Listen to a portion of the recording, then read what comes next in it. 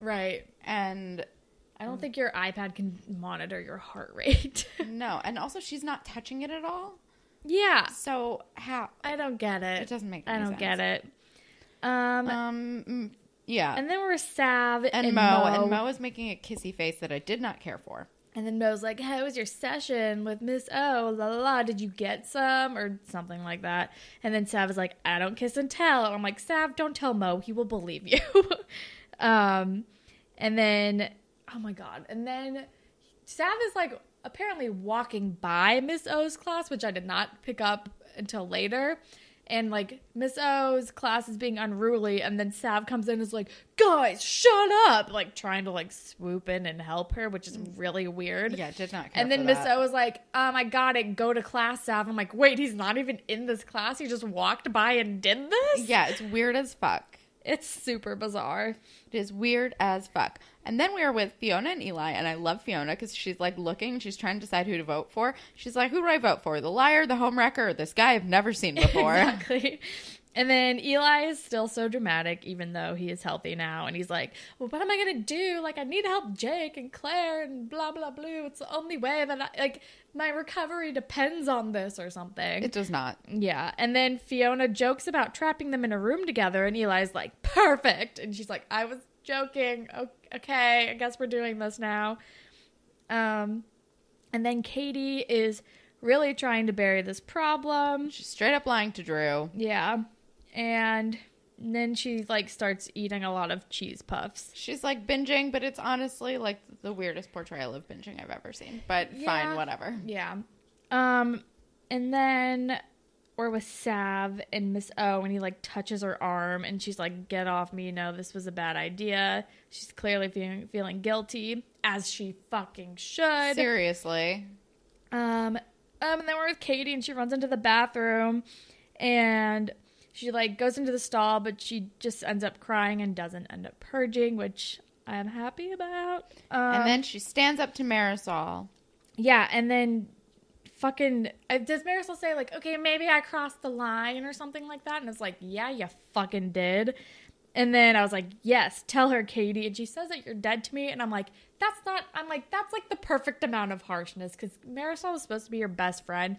And she literally brought up one of, like, your biggest, like, it's a serious problem and issue. Because she's dating a guy that you kind of like and went on one bad date with, like, 6 months ago. Exactly. And like, this is before Drew was even dating Allie. That's how long ago this was. It was so long. It was like while he was, like, flirting with Allie. Since then, he has dated both Allie and Bianca. Exactly. Like, what the shit? And, yeah. And Katie says, you're dead to me. And I'm like, yeah, she should be. Good. Marisol was fucking terrible. Like, that's not, like, a real friend would never, ever weaponize your eating disorder against you because they were, like, mad at you for liking the same boy that you like. Like, it's just, like, dumb. It's like, Marisol's a shitty friend. She's terrible.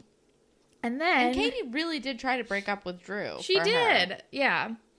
And fuck Marisol. She was trying to be so, like, Katie was being so diplomatic about it and was like, and told Drew, like, my friend still likes you. I'm in an awkward position. And then she was also like, Marisol, I don't think he likes you. Like, Katie was, like, stuck in the middle of this dumb situation, was doing the best that she could. And then Marisol was like, fuck you. And it was like, it's not Katie's fault that Drew likes her and not you, Marisol. Like, don't take this out on her. It's, I hate it. Me too. And then Katie says she's going to quit the election. And then she tells Drew about her bulimia and about, like, how she has an eating disorder. And he's like, but you don't throw up anymore, like, right? She's like, yeah, but I still, like, have an eating disorder. And it's like, yes, this is, like, a mental thing that doesn't really go away. But he's still supportive. Yeah. But he's like, you know what I'm not supportive of? You dropping out of the election. Exactly. And Drew's being so awesome. He's like, well, he's like, oh, she's like, you probably, like, I don't understand if you don't want to talk to me. And he's like, what do you, no, it's okay. Like, yeah, whatever, I get it. I've got my own shit. Like, Drew's just kind of a dummy, so he's like, just, if you explain something to him, then he'll be like, oh, okay. Yeah, it's great. Because I feel like a lot of it was how she, like, when she was like, it would be pathetic if I had an eating disorder, he's like, okay, yeah, sure. He just kind of goes with what everybody else says because he's not very bright. No. That's the impression I get from him. But he's a supportive boy. Thank God. And then we're with Eli. And his plan sucks. And he's in the sweat lodge with Jake. And then we see Fiona has lured Claire to the sweat lodge hut thing. She basically pushes her in and says, "You owe me big," and leaves. Yeah, and holds the door so Yep. she locks them in there. And then we're at the election, like, speech, whatever the fuck. And surprise, surprise, Marisol's number one priority is to get more dances at this school because Lord knows they need more. And Mo's is food-based. Sure. And Katie is obviously the most qualified person. Yep. And then somebody asked about the eating disorder. Yeah, the eating disorder comes she makes up. a fucking comment. She's like, "Yeah, qualified for what? Losing your lunch or something like that."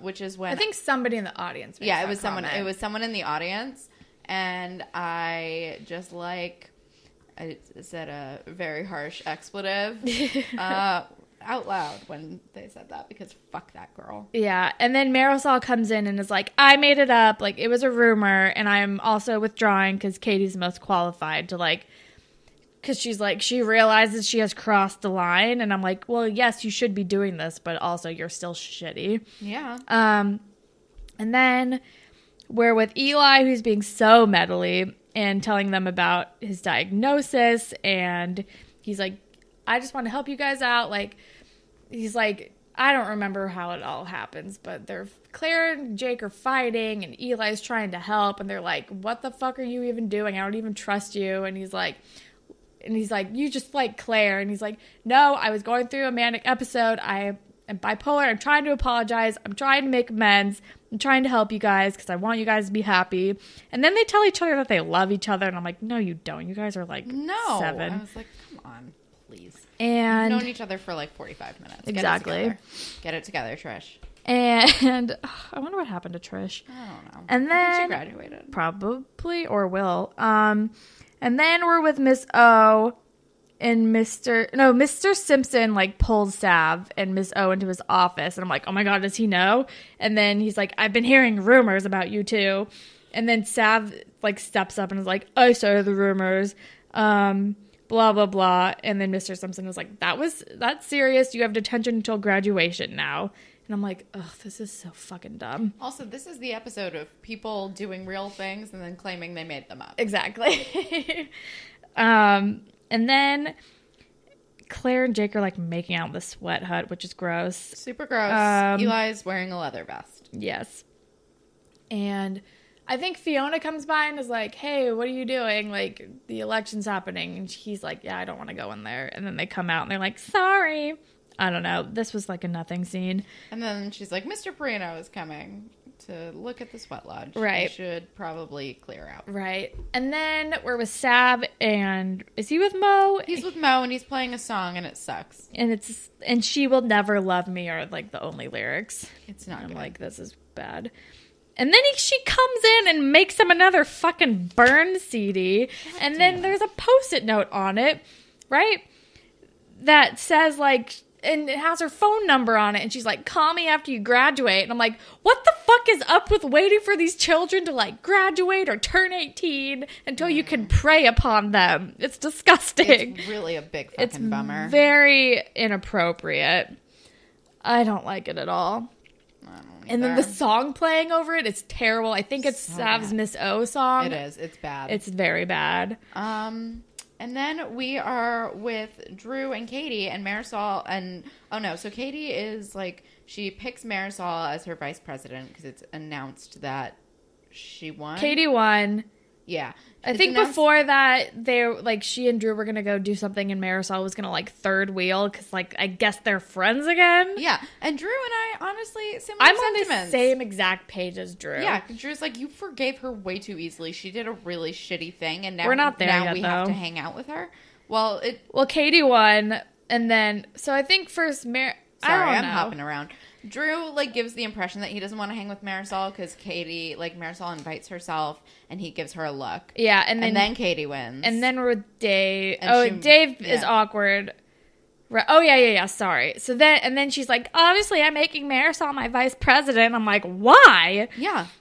Why would you forgive her so quickly? Like, she did such a shitty fucking... I don't understand. Like, that... Her, like, being like, just kidding, I made up spreading a rumor about a very real problem that you have to, like, kind of diffuse the tension around school is definitely not enough to, like, make up for the fact that you did it in the first place.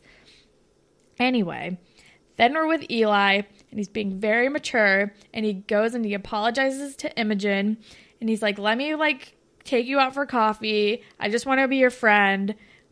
I'm really sorry about how I treated you. And I'm like, oh, but she totally still loves you. This is precarious. This is not great. But I'm glad that he is apologizing to her and recognizes that he was really shitty to her. Yep. And Drew hates Marisol. Yeah, well, first, Katie and Drew are, like, kissing, and then she's like, we need to, like, cool it on the PDA. And he's like, why? And then also he rightfully hates Marisol. And he's like, by the way, I don't want to hang out with you if you're hanging out with Marisol because she's terrible. And I don't forgive her for what she did to you. And I'm like, same, Drew. Seriously. And that's how the episode ends. And I still do not understand why Katie forgave Marisol. Because Marisol is the fucking worst. Agreed. And that's the end. Like, Jesus Christ. What the fuck? So many things in this episode made me angry. Seriously. Spirit Squad captain. Eli. Yes. Eli for getting his life together. He's getting it together, Trish. Yeah, he is. He's so much healthier. I'm so happy for him. Me too. I'm so proud. Ship. I'm friendshipping Eli and Fiona, obviously. Because I love them. Moral. Fucking don't be a shitty friend. And if you are, actually make steps to apologize and make up for it and take responsibility for your actions and earn it. I don't know. I'm trying to, like, mesh things together and I don't know if it's working. Don't be a fucking shitty friend. Yeah. Seriously. All right. Grapevine? Yeah. We have a tweet from Maddie. It's in response to the OC, Hey Callie, Hey Fornia, Hey IA mashup. Yeah. And they just write, this is on repeat in hell. Yes. Yes. It's blasphemous. But also, like, I've rewatched that and the family bag thing so many times. Please keep making us stuff. We also have an email from Catherine, and the subject line is a Peter confession and some other thoughts. And it goes, hi queens, buckle up because this is going to be long. So I've been listening to season 7, still a bit behind, but I'm getting there. And I have a confession. As I wrote in my previous email, I started consistently watching Degrassi when the Degrassi Takes Manhattan movie aired. Peter was in that movie for like 2 minutes, and he was briefly in season 10. I love blue eyes and light hair, one of my weaknesses, sadly. So Peter became my favorite. I'd tell my friends about this. They had seen the previous seasons, and they'd give me a funny look and say, no, don't like him. I didn't listen to them and continued with my Peter obsession. When I got to the season 5 premiere, I was excited to finally see my favorite. Then he showed Degrassi that video of Manny, and I was like, okay, maybe it gets better. It doesn't. No, it does not. Then he got Sean in trouble. And the whole Darcy situation. I still don't get why she dated him. He lied about knowing that creepy internet guy. I also feel like back then people didn't get that this was child pornography. Or maybe they didn't think that another child could spread it. I have no clue. Peter should have gotten more than detention. All of this happened in 2 seasons, and it's pretty hard to come back from that. Degrassi did a good job with other characters, like Spinner, but did Peter ever learn? I think that these storylines would have been better for a minor character you never see again, or maybe not have Peter have all 3, because then they try to make him better and it doesn't really work. I think about Degrassi too much. Has that happened to you too? Liked a character and then realized they were trash when you got older? I think Peter. It was definitely Peter. It was Peter because he was pretty, and I was like, you know, and I guess back then, didn't understand child pornography. I think it just like went. I think just because when you're at that age, you're like, I don't know, and then it's like he did a shitty thing, but then he was so nice to Emma, right? He was with her through her eating disorder.